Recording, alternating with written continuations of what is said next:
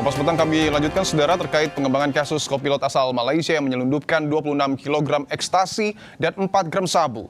Melalui Bandara Soekarno-Hatta, Bareskrim Polri mengungkap kopilot MS dijanjikan upah Rp50.000 Malaysia untuk bisa menyelundupkan narkotika ke Indonesia.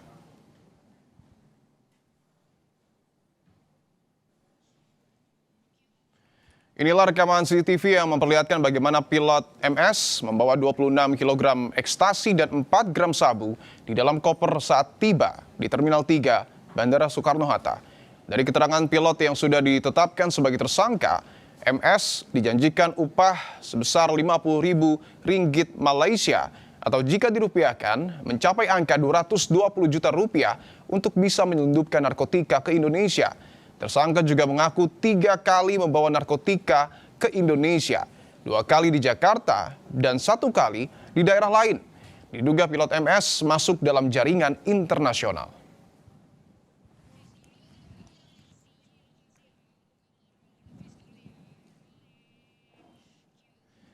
Berdasarkan keterangan tersangka, demikian dijanjikan diberi upah Rp50.000 Malaysia. Ini masih pendalaman, ungkap Kombes Awaludin Amin, Kasubdit 2 Direktorat Tindak Pidana Narkoba, Bareskrim Polri, dalam pesan singkat kepada Kompas TV. Sementara di Malaysia, otoritas setempat menyatakan investigasi menyeluruh tengah dilakukan atas kasus kopilot asal Malaysia, Muhammad Saufi bin Othman, yang tertangkap membawa 26 kg ekstasi dari Malaysia ke Indonesia. Dikutip dari Bernama, polisi Malaysia masih menyelidiki cara pelaku untuk lolos dari pemeriksaan Bandara Internasional Kuala Lumpur. Menurut Dirjen Badan Pengawasan dan Perlindungan Perbatasan Malaysia, setiap kru penerbangan di Malaysia melalui pemeriksaan ketat di bandara. Pihaknya kini menyelidiki modus penyelundupan sang kopilot. Saringan yang dilakukan seperti mana biasa, menggunakan scanner, perkara ataupun beg yang dibawa tidak memberi apa jua imej yang mencurigakan. Justru itu, ia melepasi saringan biasa yang dilaksanakan oleh pihak keselamatan lapangan terbang antarabangsa KLIA. Orang nak bawa barang-barang terlarang ni mungkin dia menyembunyikannya. Mungkin cara dia membaluti barang-barang tersebut yang menyebabkan mesin scanner itu tidak dapat mengesan barang tersebut. So, modus operandi dia dalam dia menyaluti ataupun menyembunyikan MDMA itu dan methamphetamine itu adalah sesuatu yang kita sedang tunggu daripada pihak PDRM. Sementara itu, Wakil Ketua Komisi 3 DPR dari fraksi Partai Nasdem, Ahmad Syahroni, menanggapi terbongkarnya kasus pilot asing yang mengedarkan 26 kg ekstasi di Indonesia. Syahroni bilang terungkapnya kasus itu membuktikan kerja Bea dan Cukai mencegah peredaran obat terlarang. Syahroni juga menyebut petugas di Indonesia mampu mengantisipasi jalur-jalur peredaran narkoba yang tidak biasa seperti yang dilakukan oleh pilot. Kepada petugas Bea Cukai, jeli dengan apa yang telah dilakukan oleh para pihak. Yang lolos kan dari negara yang dia keluar dari negara tujuan ke kita. Itu menjadi apresiasi buat Bea Cukai, menganalisa dalam aspek kalau pengamanan jalur yang dipakai yang biasa oleh para kru, dia tidak lengah. Kecurigaan dari hasil X-ray terhadap barang bawaan dari pilot MS ini kemudian kami konfirmasi dengan dilakukan pemeriksaan. 3 kali yang bersangkutan membawa barang haram ini ke Indonesia. 2 kali di Jakarta, 1 kali di daerah lain.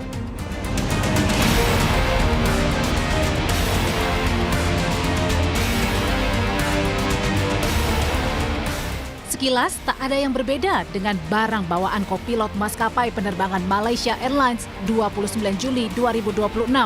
Saat tiba di Terminal 3 Bandara Soekarno-Hatta dari penerbangan Kuala Lumpur, MS membawa 2 koper. 1 koper berwarna hitam dan 1 koper diambil kopilot dari tempat bagasi. Meski pilot masuk dalam kelompok beresiko rendah dan menggunakan jalur khusus saat pemeriksaan di bandara, namun semua barang bawaan tetap diperiksa. Dan dari pemeriksaan, tersangka membawa 26 kg ekstasi dan 4 gram sabu dari dalam koper.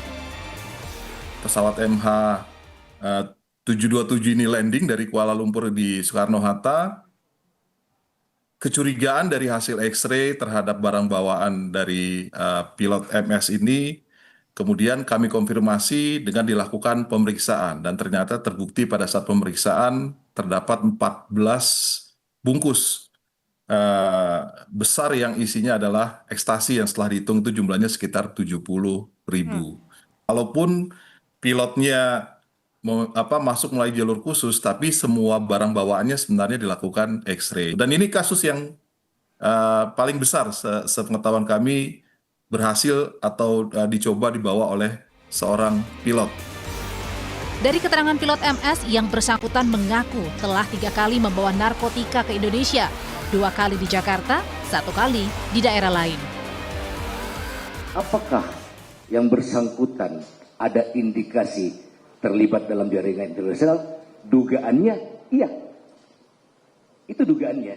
Karena dari hasil interogasi kami, dari hasil BAP kami terhadap tersangka, disampaikan bahwa 3 kali yang bersangkutan membawa barang haram ini ke Indonesia.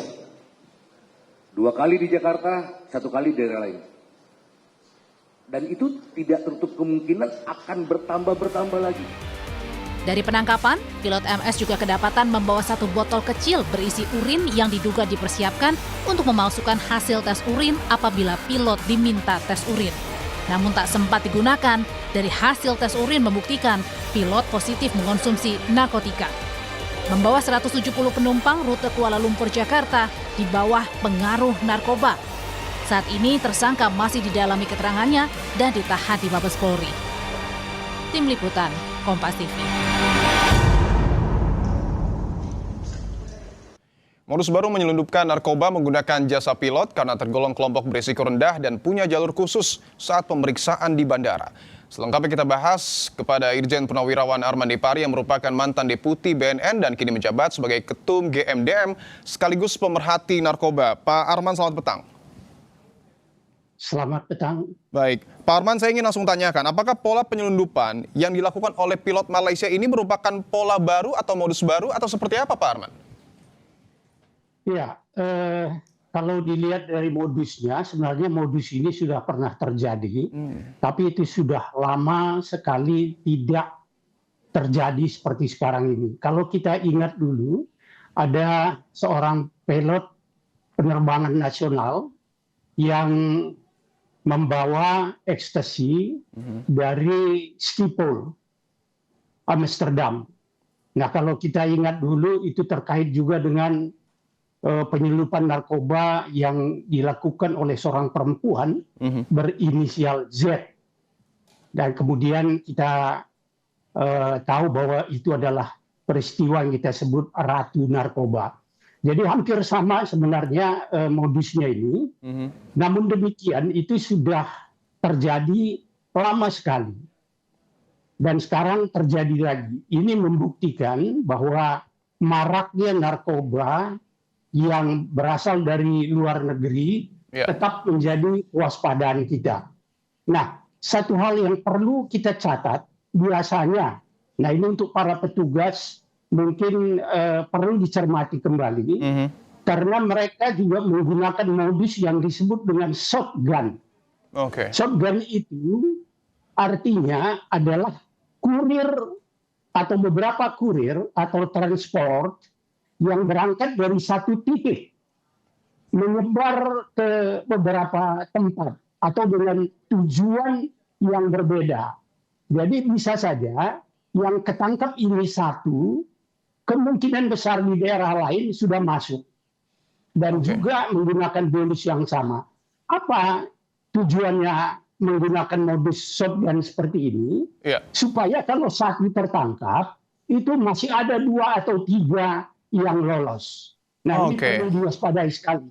Oke, saya ingin tanyakan soal apa yang kemudian sudah disampaikan oleh otoritas Malaysia, Pak Arman, bahwa mereka mengatakan sebenarnya seluruh kru yang kemudian terbang dari Malaysia ini sudah melewati pemeriksaan yang ketat, tetapi memang di sana tidak terdeteksi, sementara di Indonesia terdeteksi. Apa yang salah? Apakah ada perbedaan mungkin pemeriksaan kepada pilot di antar negara? Nah, itulah yang harus kita tanggapi dengan serius. Karena bagaimanapun bandara atau airport ini adalah perbatasan negara ke negara, terutama dalam jalur internasional. Nah, barangkali karena mereka melihat seorang pilot yang setiap hari bekerja dan berada di airport, sehingga pengawasan kurang ketat. Walaupun pengawasan barang dan penumpang itu tetap dilakukan, namun bisa saja, nah ini menjadi catatan kita, perlu segera ditelusuri dan dipastikan apakah ada kerjasama dengan orang dalam. Oke. Karena kalau kita berbicara sindikat, ya ini pasti sindikat, ini adalah satu sindikasi, karena narkoba itu atau kejahatan narkoba itu tidak bisa berdiri sendiri. Paling tidak ada produsennya, ada transporternya, ada kurirnya, ada yang membiayai, ada pengedarnya, ada gudangnya dan lain sebagainya. Nah, kalau saya lihat pilot yang terlibat ini adalah kurir dan sekaligus adalah transporter. Oke. Artinya apakah kemungkinan ada jaringan yang lebih besar? Karena tadi juga Pak Arman menyebutkan tidak menutup kemungkinan ada kerjasama dengan orang dalam. Atau dugaan polisi juga bahkan mengatakan ada jaringan internasional. Iya, itu bukan lagi dapat diduga. Saya meyakini pasti ada. Kalau tidak mungkin. Yang perlu sekarang kita laksanakan atau lakukan, bagaimana kita segera berbicara dengan otoritas di Malaysia. Dengan jajaran jenayah atau dadah atau narkotik. Apakah ini berasal dari Malaysia atau juga berasal dari negara yang lain? Kenapa? Kita sangat berkepentingan dalam hal ini. Jika ada narkoba yang masuk ke Indonesia jenis sabu, MDMA, MDA atau ekstasi, MDMA, itu pasti untuk kiriman ke Indonesia. Itu untuk konsumsi orang Indonesia. Karena mereka di sana tidak atau jarang sekali menggunakan ekstasi atau sabu. Nah ini harus segera ditelusuri. Apakah mungkin di sana ada produsen sendiri atau pabrik? Tapi pertanyaannya Pak Arman, tadi Anda menyebutkan bahwa dugaan paling kuat atau hampir pasti ini melibatkan jaringan internasional. Tapi pertanyaannya bagaimana untuk kemudian mengusutnya?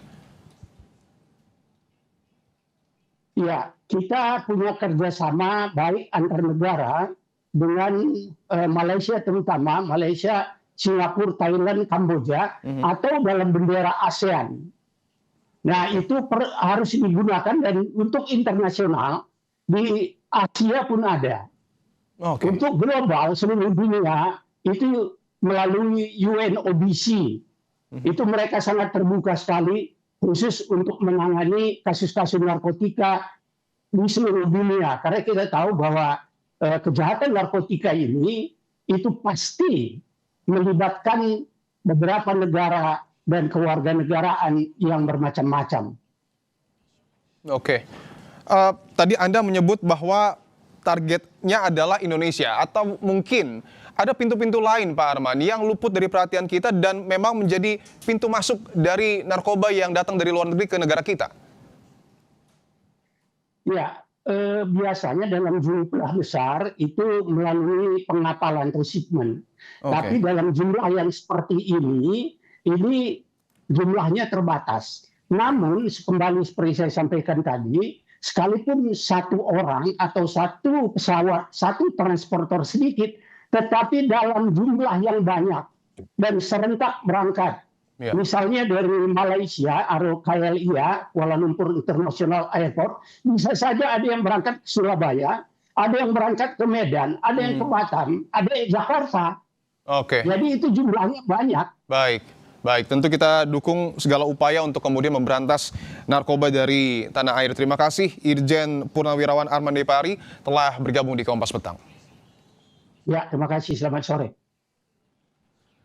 Saudara, usai jeda akan ada informasi terkait jika perkara yang melibatkan ex-Jampitsus Febri Adriansyah merupakan tindak pidana pencucian uang, maka harus seperti apa penyidikan Kejagung dalam kasus ini? Cukupkah pemeriksaan hanya menyasar pihak swasta?